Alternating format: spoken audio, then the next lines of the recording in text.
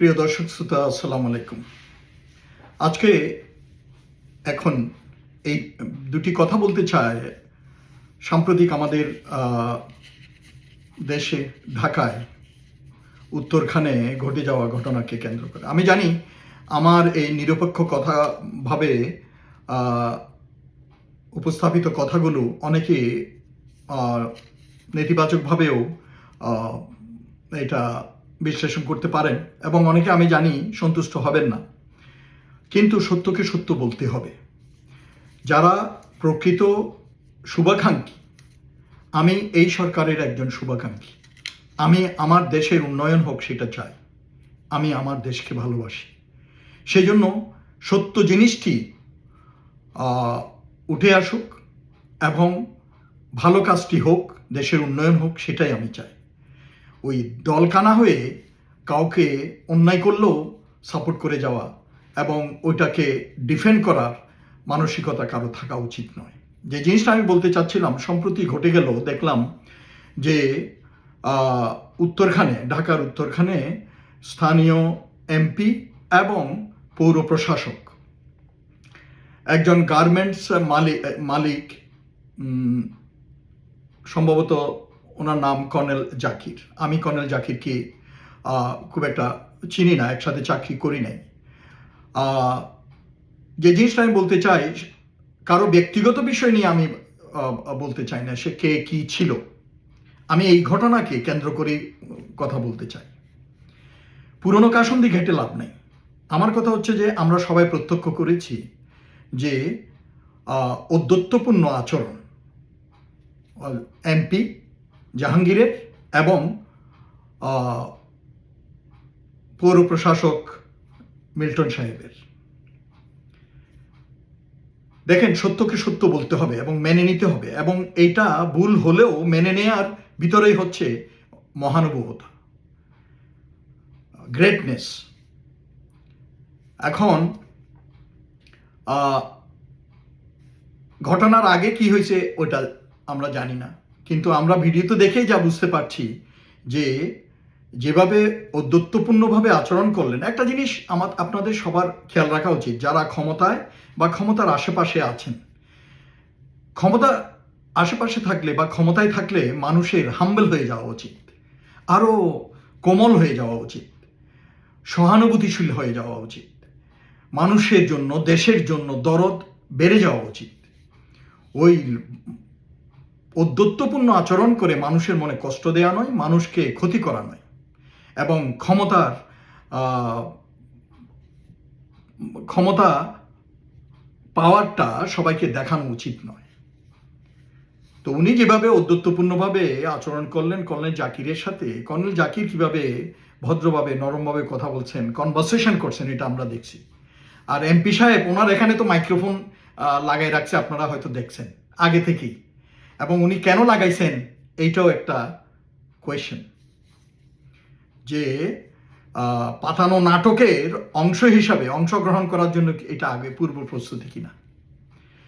তারপর একজন আইন প্রণেতা, সংসদ সদস্য রাইট অ্যাওয়ে এই ধরনের একটা নাগরিককে অ্যারেস্ট করার জন্য আদেশ দিতে পারেন কিনা, এইটাও বিবেচনার বিষয়, দেখার বিষয়। তারপর দেখেন, আমরা এই ঘটনার পরেই দেখতে পাচ্ছি সেলফ অ্যাডভার্টাইজমেন্ট শুরু হয়ে গেছে মিল্টন সাহেবের এবং জাহাঙ্গীর সাহেবের। ওনাদের ভিডিও আসা শুরু হয়েছে, উনি বাসে করে যাচ্ছেন, উনি মেট্রোতে করে যাচ্ছেন, উনি জনগণকে ভিজিট করতেছেন। এগুলো আগে আসে নাই, কিন্তু আগে কেউ দেখে নাই। তারপরে মিল্টন সাহেব সাইট পরিদর্শন করতেছেন, মানে সেলফ অ্যাডভার্টাইজমেন্ট শুরু হয়ে গেছে। তারপর আমার একটা প্রশ্ন, একটা ব্যবসা প্রতিষ্ঠানের সামনে কেন ময়লা ফেলা হবে? এক নম্বর। দু নম্বর হচ্ছে, এখন জানা গেল যে ওই গার্মেন্টসে, ওই ব্যবসা প্রতিষ্ঠানে যাওয়ার যে রাস্তা, এই ঘটনার পরে মিল্টন সাহেব ওই রাস্তা নাকি কাইটা দিছে, যাতে ওদিকে গাড়ি ঘোড়া যাইতে না পারে।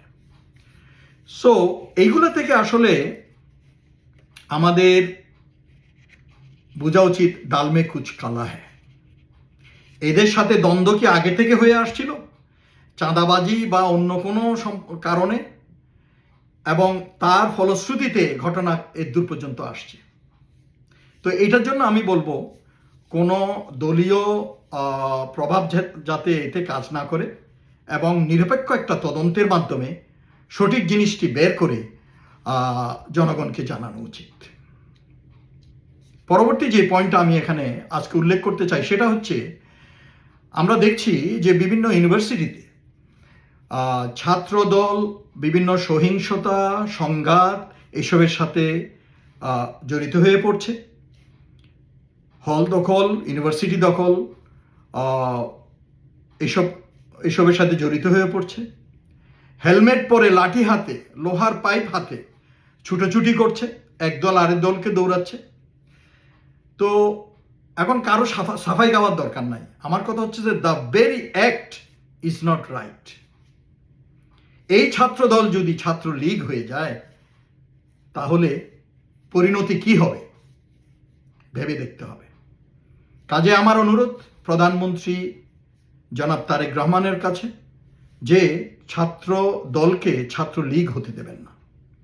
আপনারা রাজনৈতিক দলগুলো এবং ক্ষমতায় যারা আছেন তারা তো ছাত্র রাজনীতি বন্ধ করবেন না আপনাদের স্বার্থে, আপনাদের মাসেলম্যান হিসেবে ব্যবহার করার জন্য, কিন্তু অন্তত দেশের শান্তির জন্য এবং আপনার রাজনৈতিক দল বিএনপির ভাবমূর্তি যাতে ক্ষুণ্ণ না হয় সেই জন্য, এবং আপনার শাসনকাল যাতে সুন্দরভাবে সুষ্ঠুভাবে উন্নয়নের জন্য কাজ করতে পারে সেজন্য এই আপনাকে আননেসেসারি মাথা ব্যথা দেবে এই ছাত্রদল মাত্রদল, এগুলাকে এখনই লাগাম টানা উচিত তাদের কর্মকাণ্ডে।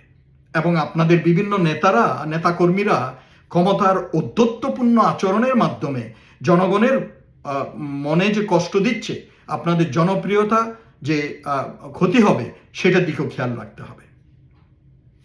ধন্যবাদ, ভালো থাকুন।